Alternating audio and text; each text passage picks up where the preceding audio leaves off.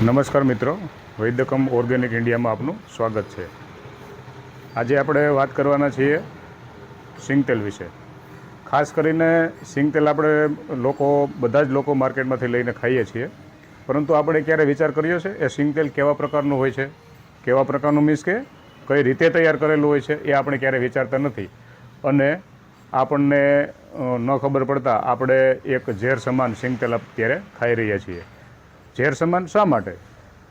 આપણે કદાચ વિચાર નહીં કર્યો હોય, પરંતુ જે ખેડૂતો કેમિકલવાળું ખેતી કરે છે એ લોકો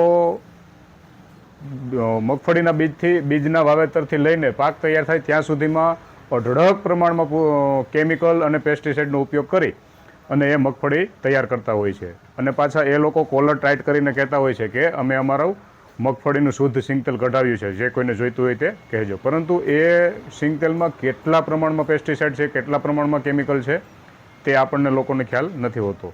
તો આપણે કયા પ્રકારનું સિંગતેલ ખાવું જોઈએ, જે લોકોને ખ્યાલ હોય તે કોમેન્ટમાં જણાવજો।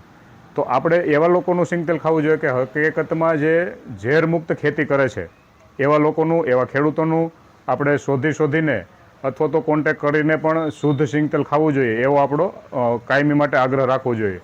જો એ આપણે નહીં કરીએ તો આપણે અત્યારે આપણા રોજિંદા જીવનમાં આપણે વિચારીએ છીએ અને જોઈએ છીએ કે નાના બાળકોને, નાની ઉંમરની બાળકોના સ્વાસ્થ્ય ઉપર કેટલા પ્રકારની હાનિ થાય છે એ આપણે જોઈએ છીએ। તો આપણે જ વિચારવાનું છે કે આપણે શુદ્ધ સિંગતેલ એટલે કે કેમિકલ ફ્રી સિંગતેલ ખાવું જોઈએ કે કેમિકલવાળું, તે કોમેન્ટમાં જરૂર જણાવજો। નમસ્કાર।